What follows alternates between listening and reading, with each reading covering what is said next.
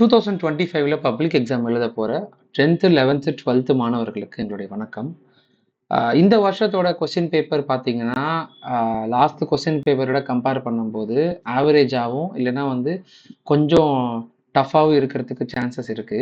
ஏன்னா last year question paper பார்த்தீங்கன்னா ரொம்பவுமே ஈஸியாக இருந்துச்சு சில கொஸ்டின்ஸ் எல்லாமே. இந்த வகையில் இது ஈஸியாக இருக்க போதா, டஃப்பாக இருக்க போதா, இல்லைன்னா ஆவரேஜாக மாட்ரேட்டாக இருக்க போதா அப்படின்றது இந்த 1 மந்த்தோட ப்ரிப்பரேஷனை பொறுத்து தான் அமையும். 1 மந்த் நீங்கள் எந்த அளவுக்கு ப்ரிப்பேர் பண்ணுறீங்களோ 1 மந்த்துக்கும் குறைவாக இருக்கிற டேஸ் தான் இருக்கு. அந்த டேஸில் நீங்கள் எந்த அளவுக்கு ப்ரிப்பேர் பண்ணுறீங்க அப்படின்றத பொறுத்து இருக்கு. இதில் அதிகமாக எடுத்தவங்க இன்னும் அதிகமாக எடுக்கிறதுக்கு வாய்ப்பு இருக்கு. ஏற்கனவே ஏதாவது ஆஃப் இயர்லி அண்ட் ரிவிஷனில் எடுத்த மார்க்ஸ் சொல்கிறேன். அந்த வகையில் அவங்க கால்குலேட் பண்ணும்போது இந்த ஒரு மாதம் வந்து அவங்க கரெக்டாக ஷெட்யூல் போட்டு ப்ரிப்பேர் பண்ணாங்கன்னா அந்த மெத்தடாலஜிஸ் பேஸ் பண்ணி அவங்களுக்கு எல்லா சப்ஜெக்ட்ஸ்லையுமே +10லேருந்து 15 மார்க்ஸ் அதிகமாகிறதுக்கு வாய்ப்பு இருக்குது. இன்னும் அதிகமாக நல்லா ப்ரிப்பேர் பண்ணாங்க, இது வரைக்கும் எதுவுமே சுத்தமாக படிக்கலை, இப்போ தான் நல்லா படிக்கிறாங்க, இந்த 1 மந்த் படிக்கிறாங்கன்னாலுமே அவங்களால எல்லா சப்ஜெக்ட்ஸ்லையுமே பார்த்தீங்கன்னா 60% வந்து எடுக்க முடியும். ஸோ டோட்டலாகவே ஸோ இந்த வகையில் இந்த குறிப்பிட்ட நாட்களில் எப்படிலாம் படிக்கணும் அப்படின்ற ஷெடியூலை வந்து நம்ம சேனலில் பப்ளிஷ் பண்ண போகிறோம். ஸோ என்னென்னலாம் மெத்தடாலஜிஸை நம்ம வச்சு படித்தா நம்மளால் நம்ம இப்போ எடுக்கிற மார்க்கை விட பப்ளிக் எக்ஸாமில் அதிகமாக மார்க் ஸ்கோர் பண்ணலாம், ப்ரெசன்டேஷன் ஸ்கில்ஸ் எப்படிலாம் ப்ரிப்பேர் பண்ணால் எப்படிலாம் நம்ம ஃபாலோ பண்ணால் எக்ஸாம் அட்டன் பண்ணால் நம்மளால் மார்க்ஸ் ஸ்கோர் பண்ணலாம், மேக்ஸில் ஏன் வந்து உங்களால் மார்க்ஸை ஸ்கோர் பண்ண முடியல, அதை மார்க்ஸ் எடுக்கிறதுக்கான என்னென்ன பாசிபிலிட்டிஸ் என்னென்ன மெத்தடாலஜிஸ்லாம் இருக்குது அப்படின்றது இதுக்கப்புறம் ஒவ்வொரு நாளுமே நம்ம வீடியோஸ் போட போகிறோம். அதோடு சேர்த்து ப்ரீவியஸ் இயர் கொஸ்டின் பேப்பர்ஸை வந்து நம்ம ரிவைஸ் பண்ண போகிறோம். அந்த ப்ரீவியஸ் இயர் கொஸ்டின் பேப்பர்ஸில் இருக்கிற சில இம்பார்ட்டன்ட் கொஸ்டின்ஸ் மொத்தமாக கன்சாலிடேட் பண்ணி நான் கொடுக்க போகிறேன். ஒவ்வொரு எக்ஸாமினேஷன்ஸ் ஒவ்வொரு சப்ஜெக்ட்டுமே கன்சாலிடேட் பண்ணி 2 மார்க் 3 மார்க் 5 மார்க்குன்னு சொல்லிட்டு ஸ்ப்ளிட் அப் பண்ணி நாங்கள் கொடுக்க போகிறோம். ஸோ எல்லாமே உங்களுக்கு பயனுள்ளதாக இருக்கும். அதனால் நம்ம சேனலை தொடர்ந்து பார்த்துக்கிட்டே வாங்க. ஏதாவது பயனுள்ள தகவல்கள் நான் அனுதினமும் கொடுத்துட்ருப்போம். ஓகேங்களா? ஏதாவது உங்களுக்கு டவுட் இருந்துச்சுன்னா எனக்கு இந்த மாதிரி கைட் பண்ணுங்கள், எனக்கு இது வேணும் அப்படின்னு தெரிஞ்சதுன்னா நீங்கள் கீழே கமெண்ட்டில் தெரியப்படுத்துங்க. நான் உங்களுக்கு எங்களை டீமு இல்லைன்னா நான் உங்களுக்கு ஆன்சர் பண்ணுறேன். ஓகே.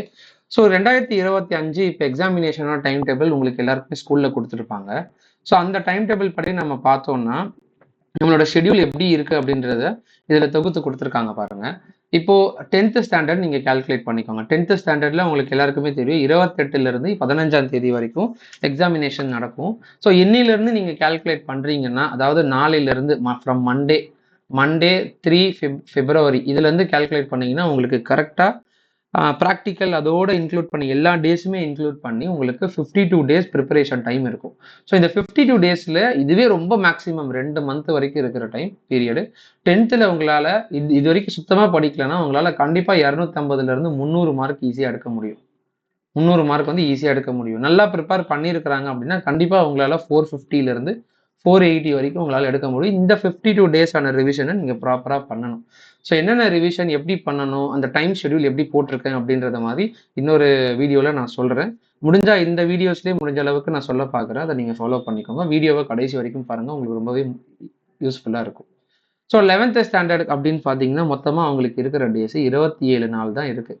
ஸோ இந்த 27 நாளில் ஏற்கனவே படித்ததுலேருந்து ரிப்பீட்டடாக ரிவைஸ் பண்ணிக்கிட்டே இருந்தாலே உங்களால் போதுமானது. இதில் 7 நாள் வந்து ப்ராக்டிக்கல் அது இதுன்னு சொல்லிட்டு படிப்பீங்க. ஏன்னா பியூர் சயின்ஸ் குரூப் பார்த்தீங்கன்னா மொத்தமாக உங்களுக்கு 4 ப்ராக்டிக்கல் வரும். Science group other than computer science and physics maths எடுத்து படிக்கிற பசங்களுக்கு வந்து 3 ப்ராக்டிக்கல் வரும். ஸோ அந்த 3 ப்ராக்டிக்கலுமே அந்த ஒரு வாரத்தில் முடிச்சிருவாங்க. அந்த ப்ராக்டிக்கலுக்கான டேட்டு ஷெடியூல்னு கொடுத்துருக்காங்க பாருங்கள். 15லேருந்து 21 வரைக்கும் இருக்கிற டேட்ஸில் உங்களுக்கு ப்ராக்டிக்கல் எக்ஸாமினேஷன் நடக்கும் ஃபார் 11th ஸ்டாண்டர்ட்.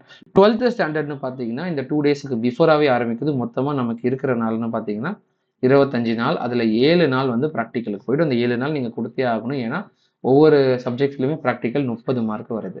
ஸோ அந்த 30 மார்க் எல்லா ஸ்கூல்ஸ்லையுமே கண்டிப்பாக போட்டுடுவாங்க. ஓரளவுக்கு நீங்கள் படிச்சுட்டு போங்க.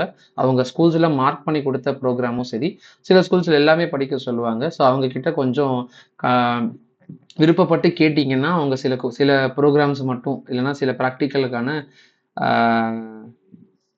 சில கொஸ்டின்ஸை மட்டும் மார்க் பண்ணி கொடுப்பாங்க. அதை மட்டும் நீங்கள் படிச்சிங்கனாலே போதுமானதாக இருக்கும். அதாவது 10 இருக்குதுன்னா 10மே ஃபுல்லாக படிக்கணும்னு அவசியம் இல்லை. உங்கள் டீச்சர் கிட்ட நீங்கள் கேட்டிங்கனாலே உங்களுக்கு சொல்லுவாங்க.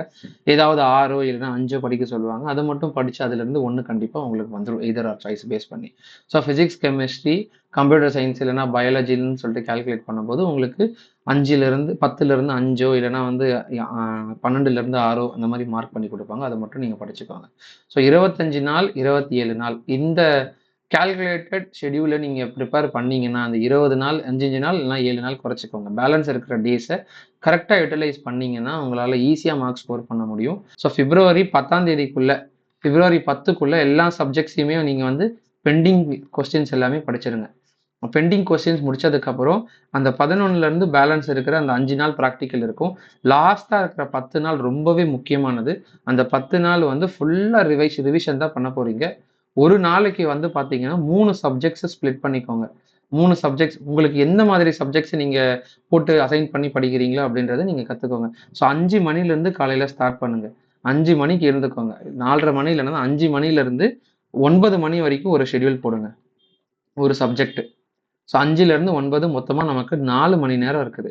அதுக்கப்புறம் 9லேருந்து 10 மணிக்கு வந்து கேப் பண்ணுங்க. சப்போஸ் ஃபுல்லாக ப்ரிப்பேர் பண்ணணும்னு சொல்கிற பசங்க 9 மணிலேருந்து 10 மணி இது வந்து யார் யாருக்கு சொல்கிறேன்னா ஸ்கூலுக்கு இல்லாமல் வீட்லேயே உட்காந்து ப்ரிப்பரேஷன் பண்ணுறவங்க செல்ஃப் ப்ரிப்பரேஷன் பண்ணுறவங்களுக்கு சொல்கிறேன். 5லேருந்து 9 அப்புறம் 9லேருந்து 10 வரைக்கும் ஒரு பிரேக் எடுத்துக்கோங்க. 9லேருந்து 10 வரைக்கும் பிரேக் எடுத்துக்கோங்க. இது நான் ஷெட்யூல் சொல்கிறேன். இதை நீங்கள் ஃபாலோ பண்ணிக்கோங்க. அந்த ஷெட்யூல் நான் தனியாக எடுத்துகிட்டு நான் அந்த இதுவுமே அப்லோட் பண்ணுறேன். நான் டிரைவில் அப்லோட் பண்ணி இந்த லிங்க் கொடுக்குறேன். நீங்கள் பார்த்துக்கோங்க. ஸோ டெய்லி ஷெட்யூல் ஃபார்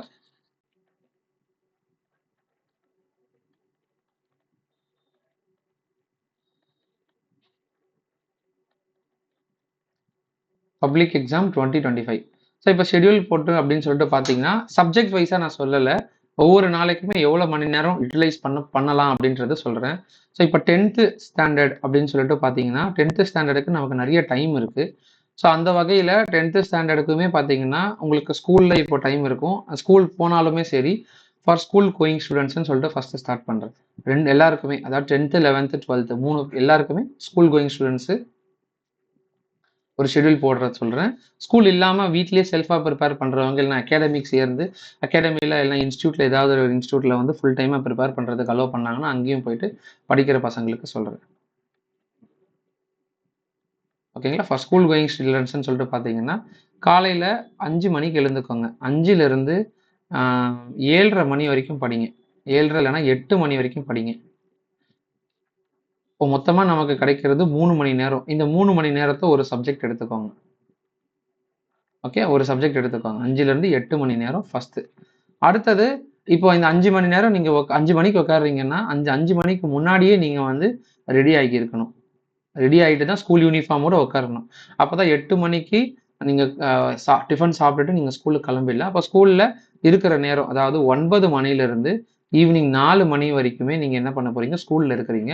இந்த ஸ்கூலில் இருக்கிற டைமில் வந்து டீச்சர்ஸ் ஏதாவது ஒரு மார்க் பண்ணி கொடுத்தா படிங்க. அதர்வைஸ் இந்த இடத்துல வந்து 2 சப்ஜெக்டை ஸ்ப்ளிட் பண்ணிக்கோங்க. அதாவது before lunch, after lunch.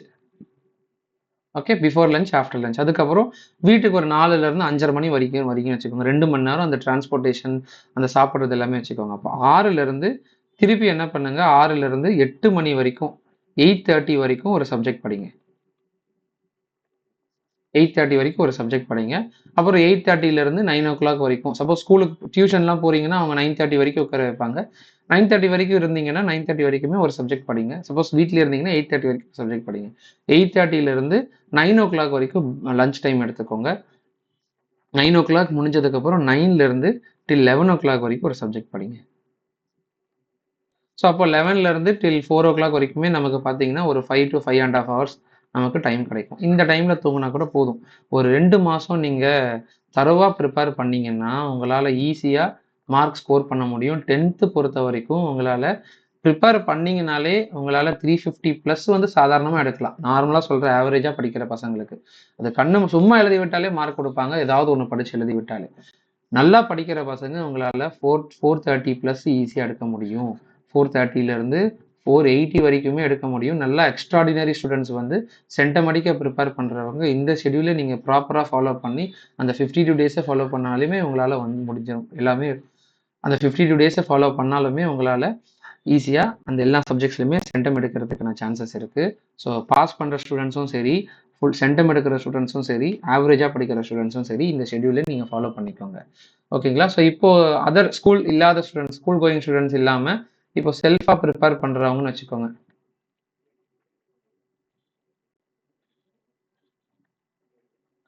Self ப்ரிப்பரேஷன்னாலும் அதே தான். இப்போ 5லேருந்து 8 மணி வரைக்கும் ஒரு சப்ஜெக்ட். இந்த சப்ஜெக்ட் நீங்கள் எது வேணால் சூஸ் பண்ணிக்கலாம். அப்போ ஒரு நாளைக்குன்னு பார்த்தீங்கன்னா மொத்தமாக 5 சப்ஜெக்ட் வந்துடும். ஸ்கூலில் 2 சப்ஜெக்ட்டு, இது ஒரு சப்ஜெக்ட், இது ஒரு சப்ஜெக்ட். அப்போ ஒரு நாளைக்கு 5 சப்ஜெக்ட் வந்துடும். மொத்தமாக 50 நாளுமே நம்ம வந்து ஈஸியாக எல்லா சப்ஜெக்ட்ஸுமே இருக்கிற சாப்டர்ஸ், முக்கியமான சாப்டர்ஸ், இம்பார்ட்டன்ட் சம்ஸ் எல்லாமே நம்ம கவர் பண்ணிடலாம். டெய்லியுமே நீங்கள் போட்டு பார்த்துட்டு ஒர்க் அவுட் பண்ணணும். ரெகுலராக டெஸ்ட் எழுதி பார்க்கணும். அப்படியே ரீட் பண்ணி போனால் உங்களுக்கு டைம் போகிற ஈஸியாக படிச்சிருக்கிற மாதிரி இருக்கும். ஆனால் எக்ஸாம் ஹாலில் மறக்கிறதுக்கு வாய்ப்பு இருக்குது. அதனால் நீங்கள் எழுதி பார்த்து ப்ராக்டிஸ் பண்ணணும். ரிட்டன் ப்ராக்டிஸ் பண்ண உங்களுக்கு ஸ்பீடு வந்துடும். அதுக்கேற்ற மாதிரி நீங்கள் எல்லாமே எழுத முடியும்.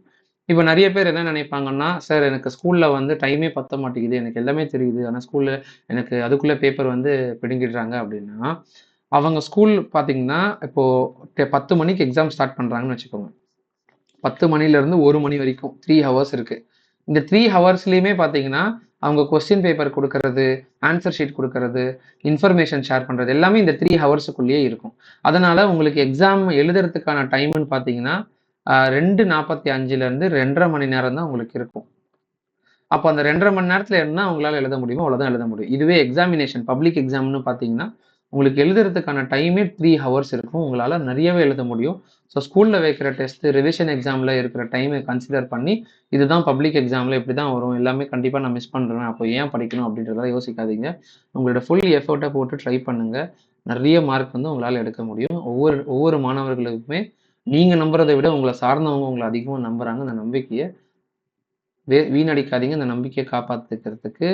நம்பிக்கையை காப்பாற்றுறதுக்கு ஒவ்வொரு நாளுமே முயற்சி எடுத்து படிங்க. ஓகே. ஸோ இப்போ செல்ஃபாக ப்ரிப்பேர் பண்ணுறவங்கன்னு பார்த்தீங்கன்னா 5லேருந்து 8 மணி வரைக்கும் சப்ஜெக்ட்டு. அப்புறம் ஒரு பிரேக்கு, அதாவது 9 மணிலேருந்து ஒரு 1 மணி நேரம் பிரேக் எடுத்துகிட்டு நீங்கள் ஒரு 10 நிமிஷம் வேறு ஏதாவது ரிலாக்ஸ் பண்ணிக்கலாம். அப்போ 9 மணிலேருந்து டில் 1 மணி வரைக்குமே, ஓகேங்களா? ஸோ 1 மணி வரைக்குமே ஒரு சப்ஜெக்ட் படிங்க. அதே மாதிரி தான். அப்போ 1 மணிலேருந்து 1லேருந்து 1:30 மணி வரைக்கும் உங்களுக்கு பிரேக்கு. அப்போ 1:30லேருந்து டில் 5:30 வரைக்கும் ஒரு சப்ஜெக்ட். ஓகே. ஸோ அப்புறம் 6:30, இப்போ 1 ஹவர் பிரேக் எடுத்துக்கோங்க. 6:30லேருந்து 8:30 வரைக்கும் ஒரு சப்ஜெக்ட். 6:00லேருந்து 8:30 வரைக்கும் ஒரு சப்ஜெக்ட் வச்சுக்கோங்க. அதுக்கப்புறம் ஒரு 1/2 ஹவர் பிரேக் எடுத்துகிட்டு 9லேருந்து 11 வரைக்கும் ஒரு சப்ஜெக்ட். ஸோ இந்த லாஸ்ட் ஹவர்னு பார்த்தீங்கன்னா நமக்கு 2 ஹவர்ஸ் தான் இருக்குது. இந்த 2 ஹவர்ஸில் உங்களுக்கு ஓரளவுக்கு நல்லா தெரிஞ்ச சப்ஜெக்ட்ஸை நீங்கள் பாருங்கள். நிறைய மணி நேரம் இருக்கிறது எதுலன்னு பாருங்கள். இதில் எல்லாமே நிறைய மணி நேரம் நம்ம யூட்டிலைஸ் பண்ணுறோம். ஸோ அதெல்லாமே வந்து கொஞ்சம் டஃப்பான சப்ஜெக்ட்ஸ், உங்களுக்கு மார்க்கே வரல அப்படின்னு சொல்லிட்டு நினைக்கிற சப்ஜெக்ட்ஸ் எல்லாமே நீங்கள் படிங்க. இது 10th ஸ்டாண்டர்டுக்கு. 11th 12th சொல்லிட்டு பார்த்தீங்கன்னா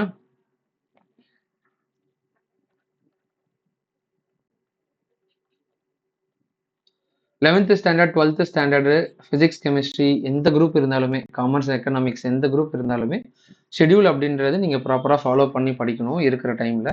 இதில் நடுவில் உங்களுக்கு இந்த ப்ராக்டிக்கல் எக்ஸாமினேஷன் இதெல்லாம் வந்துச்சுன்னா அதை கன்சிடர் பண்ணிக்காதீங்க. அந்த டேஸை வந்து நீங்கள் ஸ்கிப் பண்ணி ப்ராக்டிக்கலுக்கு கான்சென்ட்ரேட் பண்ணுங்கள் ஒரு நாளைக்கு. ஏன்னா இதுக்கு முன்னாடியே உங்களுக்கு மாடல் ப்ராக்டிக்கல் அது இதுன்னு நினச்சி உங்களுக்கு நிறைய ஷெடியூல்ஸ் கொடுத்துருப்பாங்க, நிறைய ஆல்ரெடி ப்ரிப்பேர் பண்ணியிருப்பாங்க. அப்போது இந்த எக்ஸாம் டைமில் வந்து ஜஸ்ட் ரிவிஷன் பண்ணாலே போதும். அதுலேருந்தே உங்களால் ப்ராக்டிக்கல் ஃபுல் மார்க் எடுத்துட முடியும். ஸோ காலையில் 11th ஸ்டாண்டர்டுக்கு அண்ட் 12th ஸ்டாண்டர்டுக்குன்னு சொல்லிட்டு பார்த்தீங்கன்னா அதே மாதிரி உங்களுக்கு வந்து 4:30க்கு ஸ்டார்ட் பண்ணுங்கள். 4:30 AM உங்களோட ப்ரிப்பரேஷன் ஸ்டார்ட் பண்ணுங்கள். 4:30லேருந்து டில் 7:30 வரைக்கும். 7:30 இல்லைனா இப்போ ஸ்கூல் போகிற பசங்களும் சரி, ஸ்கூலுக்கு போகாத பசங்களும் சரி, எல்லாருக்குமே இதே டைம் டேபிள் தான். ஸோ 8 o'clock வரைக்கும், 8 AM வரைக்கும் ஒரு சப்ஜெக்ட் படிங்க. 8 AM வரைக்கும் ஒரு சப்ஜெக்ட் படிங்க. அப்புறம் 8லேருந்து இப்போ 9 o'clock வரைக்கும் இருக்குதுன்னு வச்சுக்கோங்க. அப்போ 9 AM பிஃபோர் லஞ்ச் வரைக்கும் ஒரு சப்ஜெக்ட். இப்போ 1 மணி வரைக்கும்னு வச்சுக்கோங்க. இது வந்து 1 மணி, ஓகேங்களா? ஸோ அதுக்கப்புறம் 1:30லேருந்து ஸோ ஆஃப்டர் லஞ்சிலேருந்து 5 o'clock வரைக்கும் 5 PM வரைக்கும் ஒரு சப்ஜெக்ட் ஓகேங்களா. ஸோ 5 o'clock வரைக்கும் ஒரு சப்ஜெக்ட், அப்புறம் 6லேருந்து till 9 PM வரைக்கும் ஒரு சப்ஜெக்ட். ஸோ இதில் வந்து லாங்குவேஜ் படிச்சுக்கோங்க. லாங்குவேஜ் வந்து English or Tamil, English or French எது படிக்கிறீங்களோ படிச்சுக்கோங்க. இந்த 3 மணி நேரத்தில் 1.5 ஹவர்ஸு 1.5 ஹவர்ஸ் 1.5 மணி நேரம் டெய்லியும் ப்ரிப்பேர் பண்ணுங்க. அதோடு சேர்த்து லாஸ்ட் 9:30லேருந்து till 11:30 வரைக்கும் ஒரு சப்ஜெக்ட். ஓகேங்களா. ஸோ மொத்தமாக 6 சப்ஜெக்ட் வந்து கவர் ஆகும். நீங்கள் தமிழ் இங்கிலீஷும் நீங்கள் ஸ்கோர் பண்ணணும்னா கண்டிப்பாக டெய்லியும் அதுக்கான எஃபோர்ட் போடணும்.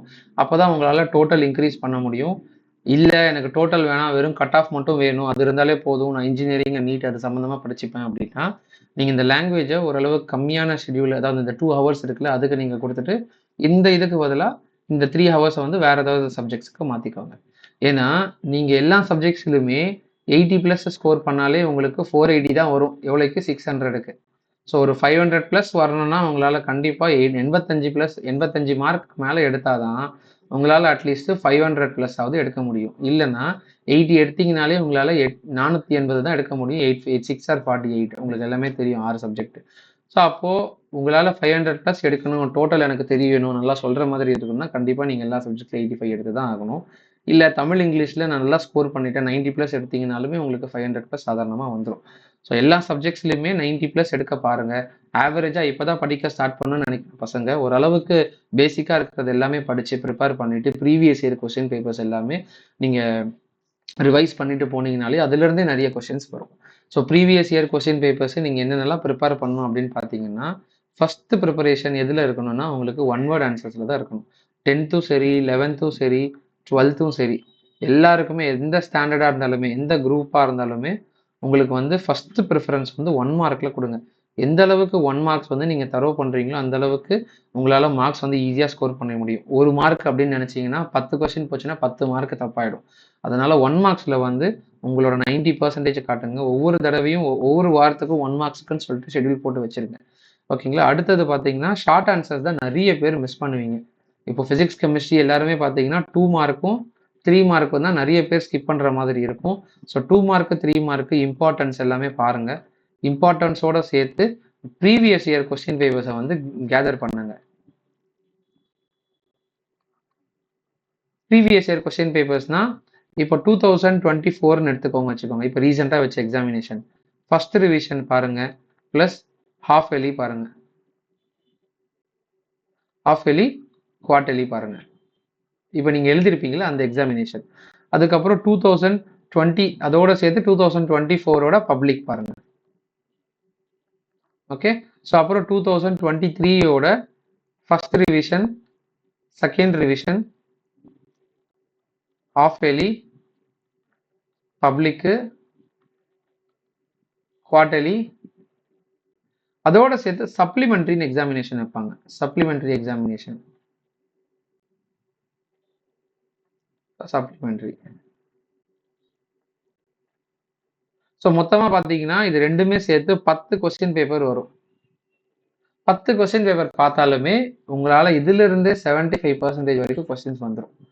ஸோ 75% சாலிடாக வந்துடும். நீங்கள் இந்த 10 கொஸ்டின் பேப்பர் வந்து எடுத்து நீங்கள் பார்த்தீங்கனாலுமே நிறைய கொஸ்டின்ஸ் இப்போ ஒவ்வொரு சப்ஜெக்ட்ஸ்லையுமே பார்த்தீங்கன்னா இப்போ ஃபிசிக்ஸ்ன்னு எடுத்தீங்கன்னா ஃபிசிக்ஸில் வந்து உங்களுக்கு இப்போ 2 மார்க்குன்னு சொல்லிட்டு பார்த்தீங்கன்னா 2 மார்க்கில் மொத்தம் 6 7 எழுத சொல்கிறாங்க. அந்த 6ல் கண்டிப்பாக உங்களுக்கு 9 கொடுத்துருப்பாங்கன்னா 10 கொடுத்துருப்பாங்க. 10 கொஸ்டின்னாலே உங்களுக்கு 100 வந்துடும். 100 கொஸ்டின் வந்துடும். இந்த 100 கொஸ்டின்லேருந்து கண்டிப்பாக உங்களுக்கு 6 எழுதிடலாம். ஏன்னா எல்லாம் அப்படி தான் ரிப்பீட்டடாக தான் கேட்பாங்க.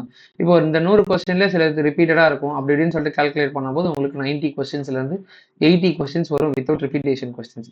அது ப்ராப்ளமோட சேர்த்து வரும். இந்த ப்ராப்ளமோட சேர்த்து இருக்கிற கொஸ்டின்ஸ் எல்லாத்தையும் நீங்கள் ப்ரிப்பேர் பண்ணிட்டீங்கனாலே உங்களுக்கு 6 கொஸ்டின் ஃபுல்லாகவே எழுதுகிற அளவுக்கு வந்துடும். ஸோ ப்ரிப்பரேஷன் அப்படின்றத அப்படி தான் பண்ணணும். ப்ரீவியஸ் இயர் கொஸ்டின் பேப்பர் பார்க்குறது ரொம்பவே மஸ்ட்டு. நம்ம சேனலில் ப்ரீவியஸ் இயர் கொஸ்டின் பேப்பர்ஸை கம்பைன் பண்ணி நான் கொடுக்குறேன். அதை நீங்கள் ஃபாலோ பண்ணிக்கோங்க. மொத்தமாக கம்பைன் பண்ணி கொடுத்தா அதுவே நீங்கள் தேடி கண்டிப்பாக படிச்சிருங்க. அதில் இருக்கிற கொஸ்டின்ஸ் எல்லாமே ரொம்ப இம்பார்ட்டண்ட்டாக இருக்கும். நான் கம்பைன் பண்ணி கொடுக்குறேன். ஸோ ரொம்பவே யூஸ்ஃபுல்லாக இருக்கும். ஓகேங்களா. ஸோ இந்த வீடியோவில் நெக்ஸ்ட்டு வரப்போகிற ஒவ்வொரு வீடியோஸ்லையுமே ஒவ்வொரு சப்ஜெக்ட்ஸாக நான் ஸ்பெசிஃபை பண்ணி உங்களுக்கு என்னென்ன இம்பார்ட்டன்ஸ் இருக்குது. as well as previous year question பேப்பர்ஸில் கொடுத்துருக்கிற கொஷின்ஸ் எல்லாமே கம்பைன் பண்ணி நான் கொடுக்குறேன். ஸோ கண்டிப்பாக நம்ம சேனலை தொடர்ந்து பார்த்துட்டு வாங்க. அதுக்கப்புறம் இந்த ஷெடியூலை ப்ராப்பராக ஃபாலோ பண்ணுங்க. இந்த 1 மார்க் 2 மார்க் இம்பார்ட்டன்ஸை படிங்க. as well as இந்த 5 மார்க்கில் இருக்கிற இம்பார்ட்டன்ஸுமே இந்த ப்ரீவியஸ் இயர் கொஸ்டின் பேப்பர்ஸ்லேருந்து எடுத்துக்கோங்க. ஸோ 10th ஸ்டாண்டர்ட் ஸ்டூடெண்ட்ஸும் சரி, 11th 12th யாராக இருந்தாலுமே 1 மார்க்கை ஃபஸ்ட்டு கான்சன்ட்ரேட் பண்ணுங்கள். 1 மார்க் தான் ரொம்ப முக்கியம். 1 மார்க் எல்லாமே தரவு பண்ணதுக்கப்புறம் புக்கிங்கில் இருக்கிற சில 1 மார்க்ஸுமே வந்து ஸ்கூல் டீச்சர்ஸ் கிட்ட கேளுங்க, அது மார்க் பண்ணி கொடுப்பாங்க. இல்லைனா ப்ரீவியஸ் இயர் கொஸ்டின்ஸ்லேயே இருக்கிற கொஸ்டின்ஸை வந்து நீங்கள் ஒர்க் அவுட் பண்ணி பாருங்க. அதுலேயே புக் இன்சைடில் இருக்கிற கொஸ்டின்ஸுமே கேட்பாங்க. புக் இன்சைடில் இருக்கிற கொஸ்டின்ஸ்னு சொல்லிட்டு பார்த்தீங்கன்னா நீங்கள் 2 மார்க் 3 மார்க்குன்னு சொல்லிட்டு படிப்பீங்க. அந்த 3 மார்க் 2 மார்க்கில் இருக்கிற டெஃபினேஷன் சம்மந்தமாக இருக்கிற கொஸ்டின்ஸுமே புக் இன்சைட் அப்படின்னு சொல்லிட்டு கேட்பாங்க. அதுவுமே நீங்கள் கொஞ்சம் தரவாக பார்த்துக்கணும். ஓகே, ஸோ வேறு ஏதாவது டவுட் இருந்துச்சுன்னா நீங்கள் கமெண்ட்டில் தெரியப்படுத்துங்க. ஒவ்வொரு நாளுமே பவர்ஃபுல்லாக யூட்டிலைஸ் பண்ணுங்கள். ஒவ்வொரு டைமுமே போனால் திருப்பி கிடைக்காது. ஆரம்பத்திலிருந்தே ஒரு ஆஃபலி முடிஞ்சதுலேருந்தே படிச்சிங்கனாலே நமக்கு 100 நாள் நிறைய டைம் இருந்துச்சு. இப்போவே பார்த்தீங்கன்னா ரொம்பவே நெருக்கடியான டைம். இந்த 25 நாள் சுத்தமாக பத்தவே பத்தாது. தூங்கி இருந்து அப்படியே போகிறதே சர்ன்னு போயிடும். ஸோ ரொம்ப ஃபாஸ்ட்டாக போயிடும். எக்ஸாம் அதுக்குள்ளே வந்துடும். ஹால் டிக்கெட் இஷ்யூ பண்ணுவாங்க அப்படின்னு சொல்லிட்டு நிறைய கண்டினியூஸான டைம் போகிறதுக்கான சூழ்நிலைகள்லாம் நிறைய இருக்குது. அதனால் இருக்கிற நேரத்தை சரியாக பயன்படுத்துக. எந்த காரணத்தை கொண்டும் அதிக டைம் பாஸ் பண்ணணும்னு சொல்லிட்டு வெளியே எங்கேயுமே போயிடாதீங்க. இந்த ஃபங்க்ஷனு, பர்த்டே ஃபங்க்ஷன் அது இதுன்னு சொல்லிட்டு நிறைய ஷெடியூல் போட்டு வச்சுருப்பாங்க. எதுலேயுமே தலையிடாதீங்க. உங்கள் வேலை என்னமோ அதை பார்த்துட்டு நீங்கள் படித்ததுக்கப்புறம் நீங்கள் மொத்த டைம் இருக்குது, எவ்வளோ டைம் வேணால் நீங்கள் வேஸ்ட் பண்ணுங்கள் எக்ஸாம் முடிஞ்ச அடுத்த நாள்லேருந்து. ஆனால் எக்ஸாம் முடிகிற வரைக்கும் ஒரு தவம் இருக்கிற மாதிரி 25 நாள் தவம் இருங்க, 20 நாள் தவம் இருங்க. ஒவ்வொரு நாளுமே கொடுத்த டைம் டேபிளில் கொடுத்த ஷெடியூலை கரெக்டாக ப்ராப்பராக ஃபாலோ பண்ணுங்கள்.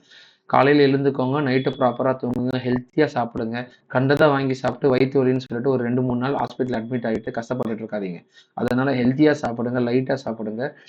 கொஞ்சம் 6 மணி நேரம் அப்படின்றது ப்ராப்பராக தூங்குங்க. மொபைல் ஸ்க்ரீனிங் டைமை கட் பண்ணுங்கள். மொபைலை தூரம் எடுத்து வைங்க.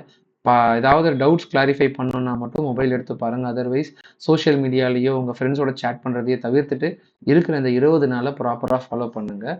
இந்த பப்ளிக் எக்ஸாமில் நீங்கள் அதிகமாக ஸ்கோர் பண்ணுவீங்க. ஓகே, ஸோ நம்ம சேனலை இப்போ தான் பார்க்குறீங்கன்னா நம்ம சேனலை தொடர்ந்து ஃபாலோ பண்ணுங்கள், தொடர்ந்து பாருங்கள். நிறைய கண்டென்ட் வந்து இந்த பப்ளிக் எக்ஸாமினேஷன் ரிலேட்டட் கண்டென்ட்ஸ் வந்து நான் கொடுத்துட்ருக்கேன்.